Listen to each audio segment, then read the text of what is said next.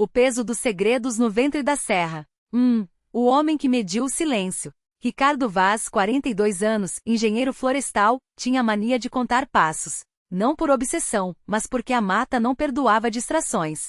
Na Serra do Cipó, onde o ar cheirava a terra molhada e eucalipto, cada passo era uma decisão, entre a vida e um despenhadeiro, entre o caminho certo e a armadilha de um ipê podre. Ele trabalhava há 16 anos no mesmo lugar, um posto avançado de fiscalização ambiental, uma cabana de madeira erguida sobre estacas para escapar das enchentes. Lá, vivia sozinho, com um rádio quebrado, uma geladeira que rangia como um animal ferido e uma coleção de cadernos onde anotava a altura das árvores, a umidade do solo, os sinais de caçadores ilegais. Ricardo não era um homem de muitas palavras. Falava o necessário, com uma voz rouca de quem passava dias inalando poeira de serra. Tinha um rosto queimado de sol, cicatrizes de galhos no antebraço e um jeito de andar que lembrava um bicho acossado, ombros levemente curvados, como se carregasse algo mais pesado que a mochila de equipamentos. Não bebia, não fumava, não tinha vícios além de um. Todas as terças-feiras, descia a serra de jipe até a cidade mais próxima, Diamantina, para enviar um depósito bancário a uma conta em Belo Horizonte.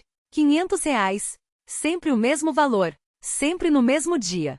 Ninguém na cidade sabia para quem era aquele dinheiro. Nem sua irmã, Marina, que morava há 3 anos em um sobrado amarelo na rua da Quitanda com o marido Davi, um homem de sorrisos fáceis e mãos inquietas. Ricardo evitava visitá-los. Não por desamor, mas porque a presença de Davi o deixava com um gosto amargo na boca, como se tivesse mordido uma fruta estragada. Eles se cumprimentavam com um aperto de mão demorado, olhares que se esquivavam. Marina, por sua vez, era o oposto. Abraços longos, risadas altas, um jeito de segurar o braço do irmão como se temesse que ele sumisse. Você precisa vir mais vezes, Rico. A Lívia pergunta por você, dizia ela, enquanto servia café com um bolo de fubá. Lívia, sua sobrinha. 8 anos, cabelos cacheados como os da mãe, olhos verdes, herança do pai, pensava Ricardo, embora nunca tivesse ousado perguntar. A menina era sua sombra nas poucas vezes que ele aparecia, sentava no seu colo, pedia para ouvir histórias da floresta, ria quando ele imitava o grito do macuco.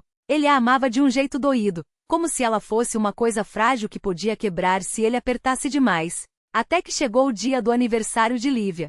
2. O presente que não era seu. O convite foi entregue por Davi em uma tarde de sexta-feira, quando Ricardo passava pela praça central de Diamantina para comprar mantimentos. Marina quer que você vá. É importante, disse Davi, com aquele sorriso que nunca chegava aos olhos. O papel era rosa com um desenho de unicórnio. Lívia faz 9 anos. Sábado, 15 horas em casa. Não falta, tio Rico. Ricardo guardou o convite no bolso sem responder. Mas na noite anterior ao aniversário, enquanto verificava as armadilhas fotográficas perto de um córrego, encontrou algo que não deveria estar lá, uma foto. Não de um animal, mas de Marina e Davi abraçados rindo, em uma posição que não deixava dúvidas sobre o que faziam antes de posar. A data no canto inferior, 9 anos e 2 meses atrás. Seu estômago revirou. Ele conhecia aquele lugar. Era uma clareira próxima à Cachoeira dos Cristais, onde ele mesmo havia levado Marina em uma trilha, anos antes. Davi não gosta de mata, pensou. Nunca foi com ela lá. Naquela noite Ricardo não dormiu. Ficou sentado na varanda da cabana, ouvindo o barulho dos grilos, enquanto a foto queimava um buraco no seu peito. Não era ciúme. Não era raiva. Era uma certeza gelada, como água de nascente. Lívia não era filha de Davi. Era sua. 3. A festa e o veneno. No sábado, Ricardo chegou pontualmente às 15 horas, com um presente embrulhado em papel pardo, um livro de identificação de aves da região, com anotações suas nas margens. Para minha pequena bióloga, escreveu na dedicatória. A casa estava cheia. Crianças correndo, adultos conversando, música alta. Marina, radiante, o abraçou com força. Finalmente. Lívia não para de perguntar por você. Davi cumprimentou-o com um tapinha nas costas, um gesto que soou falso. Bom te ver aqui, irmão. Ricardo sorriu. Ou tentou. Lívia correu até ele, vestida de princesa, os cabelos presos com uma tiara de plástico. Tio Rico, você veio. Ele a pegou no colo, sentindo o cheiro de shampoo de morango nos cabelos dela. Olhou para os olhos verdes, seus olhos, e sentiu algo se partir dentro dele. Claro que vim, passarinho. Durante a festa, Ricardo observou. Marina servindo o bolo, Davi rindo com os amigos, Lívia abrindo presentes. Tudo parecia normal. Tudo era uma mentira. Quando a menina soprou as velas, ele se aproximou de Marina na cozinha. Preciso falar com você. Agora. Ela franziu a testa, mas o seguiu até o quintal, onde o barulho da festa era abafado pelo som do vento nas árvores. O que foi, Rico? Você está pálido. Ele tirou a foto do bolso. Estendeu para ela. 9 anos e 2 meses. Cachoeira dos Cristais. Marina olhou para a foto. Seu rosto perdeu a cor. De onde você tirou isso?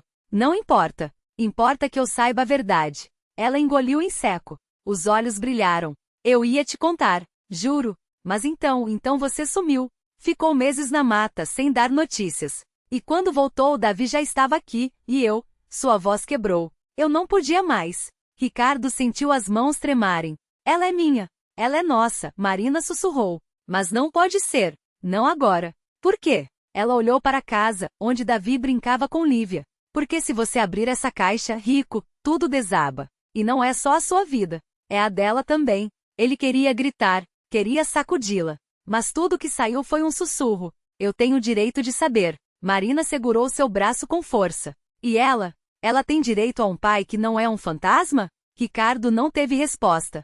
4. O desfecho duplo. O que a serra levou. Primeiro final, o silêncio. Ricardo voltou para a serra naquela mesma noite. Não se despediu. Não olhou para trás. Nos meses seguintes continuou enviando os R$ 500, agora com um propósito claro. Não era mais um gesto vago de culpa ou afeto. Era pensão. Um modo de estar presente sem estar. Nunca mais visitou Diamantina. Nunca mais segurou Lívia no colo. Mas todas as terças-feiras, antes de fazer o depósito, ele escrevia uma carta. Não enviava. Guardava em uma caixa de metal sob a cama. Lívia, hoje vi um tucano no pé de jequitibá. Lembrei de você. Seu pai. A caixa encheu. As cartas apodreceram com a umidade. E Ricardo, aos poucos, virou lenda na serra, o homem que falava com as árvores e nunca mais sorriu. Segundo final, o incêndio. Ricardo não aguentou o peso do segredo. Na manhã seguinte ao aniversário, foi até a delegacia de Diamantina. Denunciou Davi por falsidade ideológica, registrar Lívia como filha. O escândalo explodiu. DNA confirmou, ele era o pai. Marina chorou no tribunal. Davi, humilhado, sumiu da cidade. Lívia, confusa, foi levada para morar com Ricardo na serra. Mas a floresta não era lugar para crianças. A menina odiava o silêncio. Odiava os bichos. Odiava o cheiro de mofo. Em 3 meses estava magra, pálida com olheiras de quem não dormia. Eu quero minha mãe, choramingava.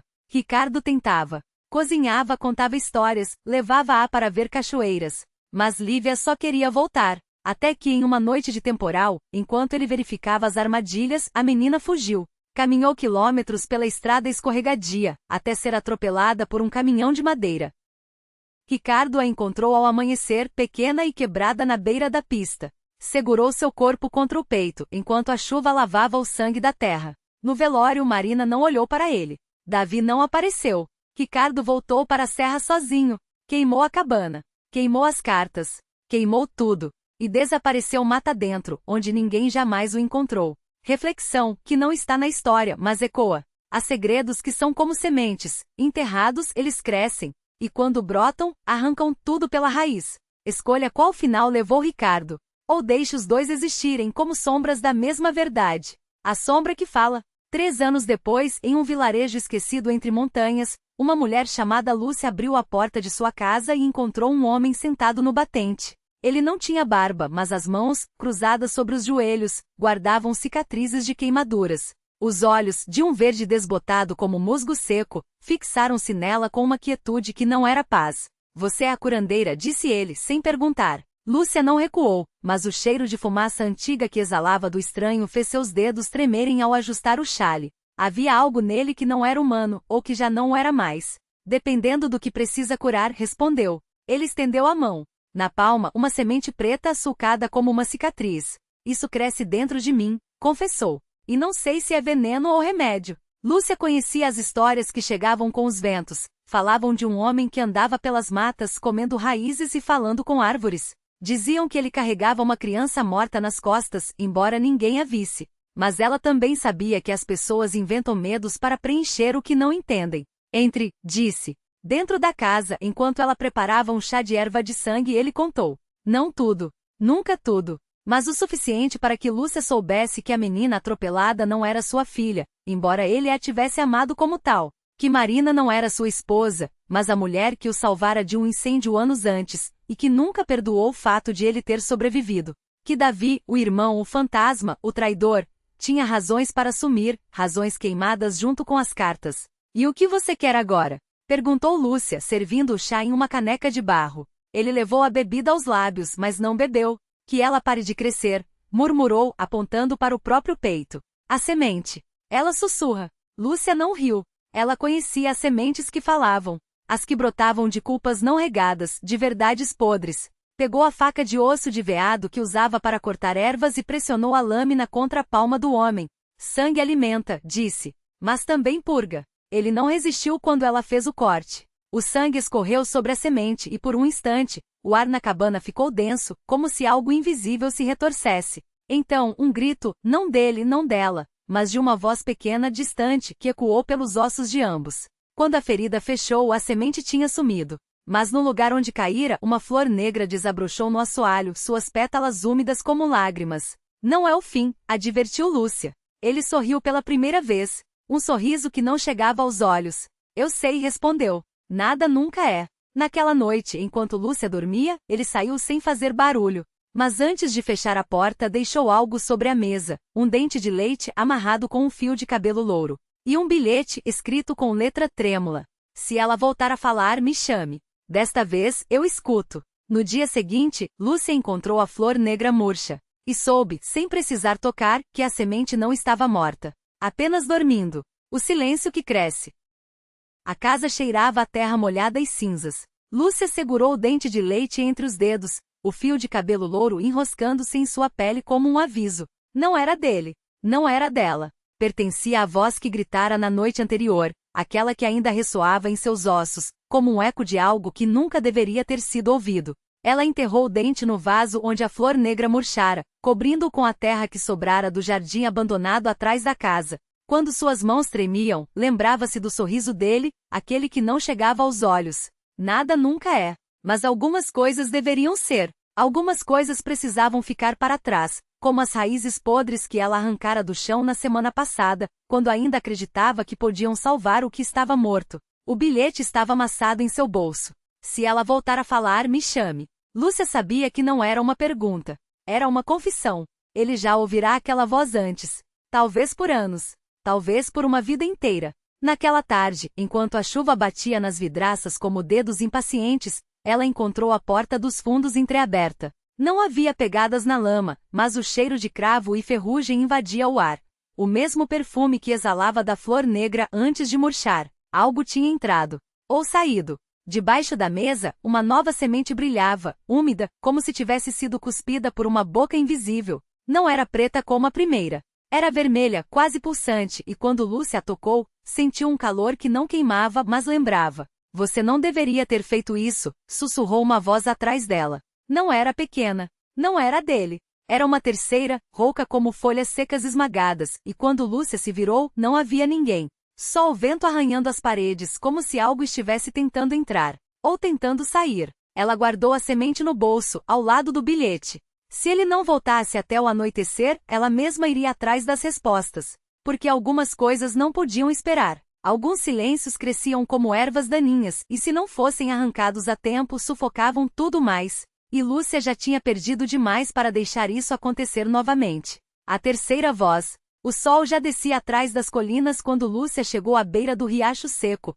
onde a terra rachada parecia respirar. Não era o caminho que ele costumava tomar, mas algo a puxara para ali, um cheiro de terra molhada onde não chovia há semanas, um brilho metálico entre as pedras. Ela se ajoelhou, removendo a camada de pó com os dedos. Não era uma semente. Era uma chave enferrujada e torcida com um cabo em formato de espiral, como se tivesse sido forjada para abrir algo que não deveria ser aberto. No metal, gravuras minúsculas se moviam quando ela piscava pequenos corpos retorcidos, meio humanos, meio outra coisa. Ele escondeu isso aqui, pensou, apertando a chave contra a palma. A marca queimou por um segundo, não de dor, mas de reconhecimento, como se a pele soubesse o que a mente recusava. Um rangido vindo das moitas a fez se virar. Não era o vento. Era um passo arrastado e deliberado, como se quem o desse não quisesse ser ouvido, mas também não ligasse mais para esconder. Entre os galhos secos, uma sombra se desdobrou, alta demais, magra demais, com braços que terminavam em dedos demasiado longos, unidos por uma membrana fina como pele de morcego. Você não é bem-vinda aqui, disse a coisa, e sua boca não se moveu. As palavras saíram de dentro da cabeça de Lúcia, quentes e úmidas, como se tivessem sido cuspidas diretamente em seus pensamentos. Ela engoliu em seco, mas não recuou. Onde ele está? A criatura inclinou a cabeça e por um instante, Lúcia viu o que havia atrás dos olhos dela. Não pupila, não íris, apenas um redemoinho de cinzas girando devagar, como se algo dentro dela estivesse queimando há séculos. Você sabe onde ele está? Respondeu a voz dentro dela. Sempre soube. Só não queria olhar. Um arrepio subiu pela espinha de Lúcia. Não era medo. Era verdade. Ela abriu a mão. A chave brilhou e as gravuras se contorceram, formando uma palavra que não existia em nenhuma língua que ela conhecesse. Mas seu corpo a entendeu. Lembrou. A porta, murmurou. A criatura sorriu sem lábios. Sim, a porta que você trancou há muito tempo. A que ele está tentando abrir por dentro. O chão tremeu levemente. Não era um terremoto. Era ele. Batendo. Arranhando. Chamando por um nome que não era o dela. Lúcia fechou os dedos em torno da chave até a ferroada do metal cortar sua pele. Me leve até lá. O caminho das sombras que respiram. A criatura estendeu um braço feito de fumaça e ossos entrelaçados, e o ar ao redor se dobrou como tecido molhado. Lúcia não resistiu quando os dedos gelados se fecharam em seu pulso, não por submissão, mas porque reconheceu aquele toque. Era a mesma pressão que sentirá na nuca, anos atrás, quando ainda acreditava que os pesadelos eram só sonhos. Por aqui, sussurrou a voz sem boca e o mundo se desfez.